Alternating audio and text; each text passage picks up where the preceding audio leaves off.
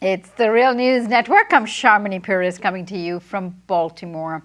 A recent CNN poll shows that 83% of Republicans will support Trump, while 91% of Democrats say they will support Clinton in the presidential race. The two predicted nominees are currently tied in Florida, Ohio, Pennsylvania. These three swing states are important in the winning of the presidency.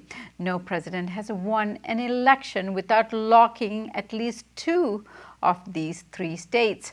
Speaker of the House, Paul Ryan, has come out in his hesitation to support Trump, saying, "I'm just not ready to do that at this point. I'm not there right now," he said.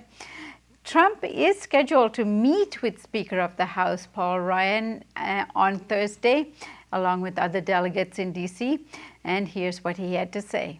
The good news is most everybody has endorsed me, other than Paul Ryan. I don't know what went wrong there, Paul Ryan.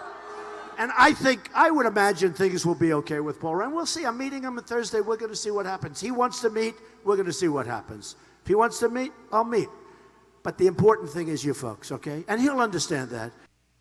Joining us now from Washington, D.C. to discuss the rift is Nick Gillespie, editor-in-chief of Reason.com and Reason TV. Thanks for joining us. Thanks for having me.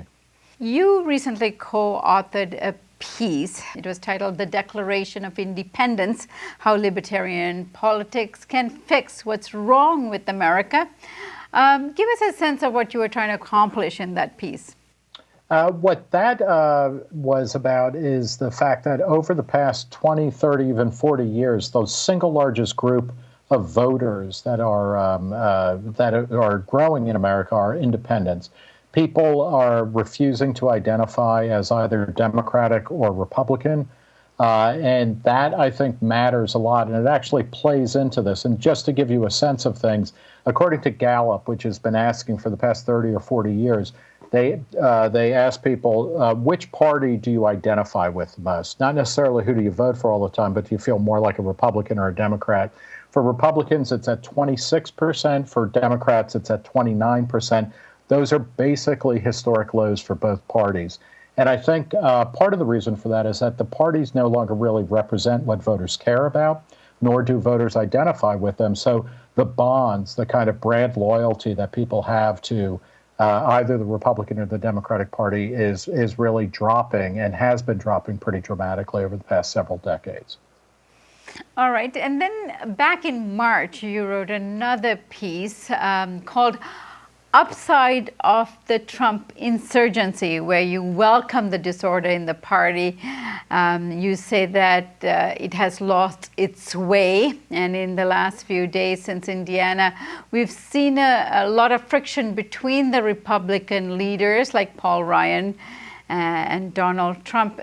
Is this rift, in your opinion, going to expose the Republican Party in the way that you had hoped 2 months ago? I actually think that Paul Ryan will come around and support, or he'll at the very least say he's voting for Trump, even if he's not endorsing him, whatever that means. Mm-hmm.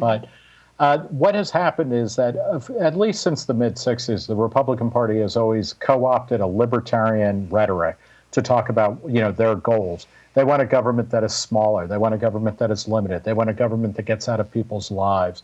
But they've never delivered on that. Every time they've been in power, and this goes back to when Ronald Reagan became president, certainly was true in the first 6 years of the 21st century, when George W. Bush had not just the White House, or the Republicans had not just the White House with Bush, but also both houses of Congress. What they did is they grew the size, scope, and spending of government, whether we're talking about starting wars overseas or increasing domestic spending in massive ways. Bush pushed through things like No Child Left Behind, which increased the amount of federal spending on education in historic terms. He pushed through the prescription drug benefit plan, which gave free drugs to seniors regardless of need, that type of thing. He also pushed through a bunch of major regulations on the economy. So I'm happy to see the Republican Party disintegrate, because it's been falsely claiming to be libertarian in its goals, while actually in everything it does, like the Democratic Party, it just basically buys votes with other people's money. Nick, another great departure, say, between you and Ron Paul and Trump is on foreign policy. Trump has been backtracking on his Israel policy, for example. What do you make of his foreign policy? At first he seemed he was heterodox from the Republican, kind of standard, which is through 1976, the Republicans could lay claim to being less bellicose and less hawkish than the Democrats. That started to change then, and then certainly under Ronald Reagan and since. The Republican Party has been the party of overseas intervention with very few exceptions. Hillary Clinton is probably more hawkish and more into overseas intervention than Trump. But Trump had originally said, you know what, I'm going to be an honest broker between Israel and Palestine, or Palestinian interests in the Middle East. That sent shockwaves through the Republican establishment because the only person who talked like that was Rand Paul, who got dispatched pretty quickly. Now Trump is sounding more and more like a conventional Republican. He wants a huge defense department. He wants to spend more on the military, and he wants to go beat up terrorists wherever we may find them. So I'm quite disappointed. Somebody like Ron Paul in the 2008 and 2012 campaigns, and then Rand Paul, his son, more recently this year, said, you know what, maybe it's time we reevaluate the idea that American troops, American bombs, American resources should be going all over the globe, and rather we should be thinking about actual defense policy rather than intervention. We need that in American politics now because Hillary Clinton is somebody who signed on to the Iraq invasion for no good reason in the early 2000s. She is extremely bellicose and into overseas intervention. She still talks about the American role in Libya as an example of smart power done well, when in fact what it did was destabilize a country that had become friendly towards the United States. And, Muammar Gaddafi was not a good man. He was not a good guy, but he had actually given up on terrorism in order to get back into the American good graces. We destabilized his regime, allowed a civil war to take place there, and now it's a breeding ground for al-Qaeda, for ISIS, and all sorts of things. And this is the type of thing that Hillary Clinton, as a Democrat, is talking about as a good thing.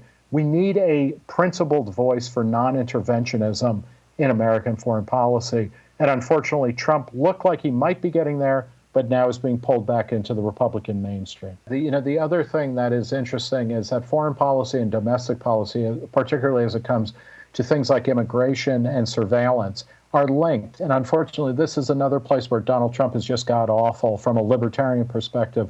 In order to deport 12 million illegals, like he says he wants to do, that would really mean creating a police state in the United States. There's no other way to get around that. And unfortunately, that extends to his fear of foreigners and his kind of protectionism against the outside world. He wants to make America great. The only way he knows how to do that is to build walls around the United States and throw a lot of bombs over those walls.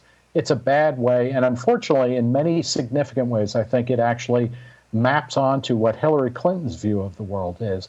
So we're left with no major party alternative. Instead, we're talking about echoes here of each other, not real choices.